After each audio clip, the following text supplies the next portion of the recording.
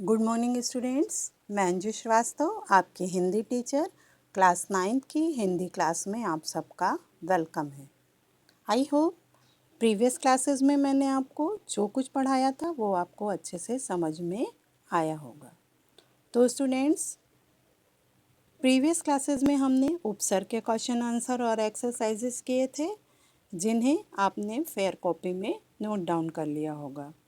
अगर नहीं किया है तो कर लीजिए। आज भी मैं आपको जो जो क्वेश्चन आंसर कराऊंगी उसे आप अभी पहले रफ कॉपी में करिएगा, बाद में प्रैक्टिस शीट से देखकर फेयर कॉपी में करिएगा। ठीक है, तो प्रत्येक के क्वेश्चन आंसर और एक्सरसाइजेस स्टार्ट करने से पहले एक बार मैं आपको उपसर्ग और प्रत्यय दोनों में मुख्य अंतर बता देती हूँ, जैसे कि आप पहले भी पढ़ चुके हैं। उपसर्ग ऐसे शब्दांश हैं जिनका स्वतंत्र रूप से प्रयोग नहीं होता है, क्योंकि अलग से इनका कोई विशेष महत्व नहीं होता है। बस ये मूल शब्द के शुरू में लगकर शब्द में विशेषता ला देते हैं, जैसे अ प्लस धर्म अधर्म, अप प्लस मान अपमान। जबकि प्रत्यय भाषा के वे छोटे से खंड होते हैं जिनका अर्थ भी निकलता है, और ये मूल शब्द के अंत में जुड़ने पर नए शब्द बनाते हैं और विशेषता ले आते हैं, जैसे लिख प्लस आई लिखाई, उपदेश प्लस का उपदेशक, बंगाल प्लस ई बंगाली आदि। तो स्टूडेंट्स, इन दोनों में अंतर बहुत सिंपल होता है, बस आपको दोनों की परिभाषा और दोनों के उदाहरण लिखने हैं। और आपको इस बात का विशेष ध्यान रखना है कि उपसर्ग सदैव मूल शब्द के पहले आते हैं और प्रत्यय सदैव मूल शब्द के पीछे। इसे आप प से प्रत्यय पीछे भी याद कर सकते हैं कि प से प्रत्यय ये पीछे लगते हैं, और इसे कोरिलेट करके आप याद कर सकते हैं। बस आप उपसर्ग की परिभाषा और उदाहरण लिखकर जबकि लगाकर प्रत्यय की परिभाषा और उदाहरण लिख सकते हैं। तो चलिए स्टूडेंट्स, अब प्रत्यय के क्वेश्चन आंसर करते हैं। हमारा पहला क्वेश्चन है, प्रत्यय किसे कहते हैं? प्रत्यय के 5 उदाहरण दीजिए। तो स्टूडेंट्स, आप रफ कॉपी और पेन आई थिंक लेकर तैयार होंगे। मैं आंसर बोल रही हूँ, आप उसे रफ कॉपी में नोट करिए। भाषा के वे सार्थक लघुतम खंड, भाषा के वे लघुतम सार्थक खंड जो भाषा के अंत में लगकर नए नए शब्दों का निर्माण करते हैं, जो शब्द के अंत में जोड़कर नए नए शब्दों का निर्माण करते हैं। एक बार मैं फिर रिपीट कर रही हूँ।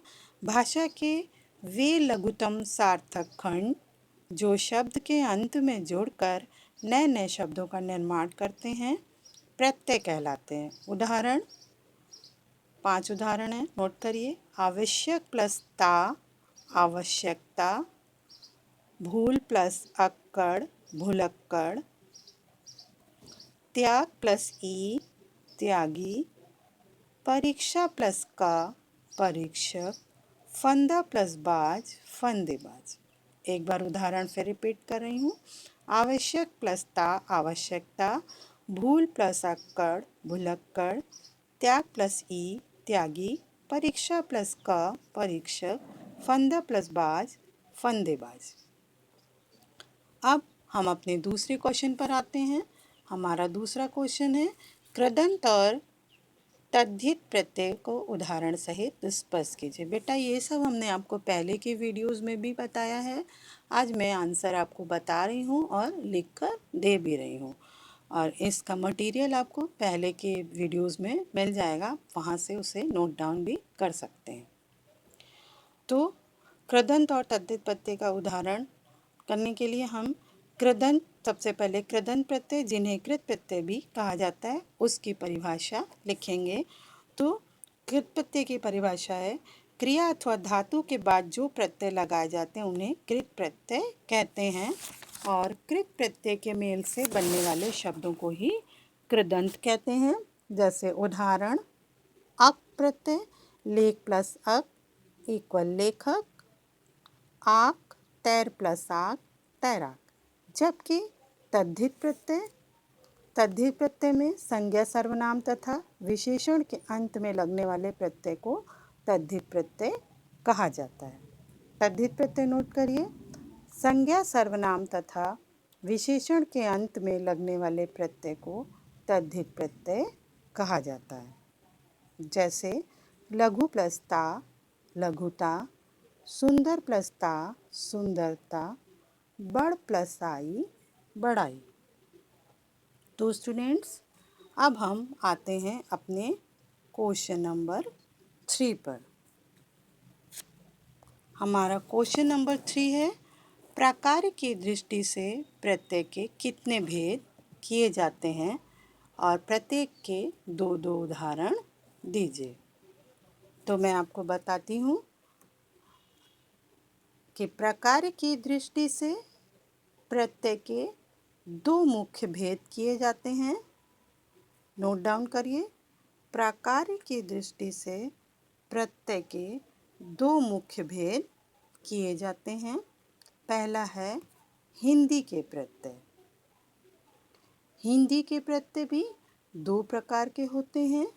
उसमें पहला है रूप साधक प्रत्यय, अर्थात जिन प्रत्ययों का रूप बदला जाता है। तो यहाँ आपको परिभाषा नहीं लिखनी है, केवल उदाहरण लिखना है।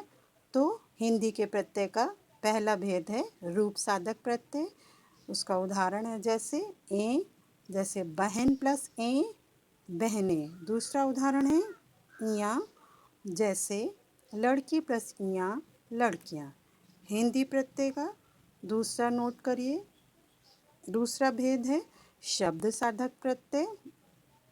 इसका उदाहरण, पहला उदाहरण ता प्रत्यय, आवश्यक प्लस ता, आवश्यकता। दूसरा है अक्कड़, भूल प्लस अक्कड़, भुलक्कड़।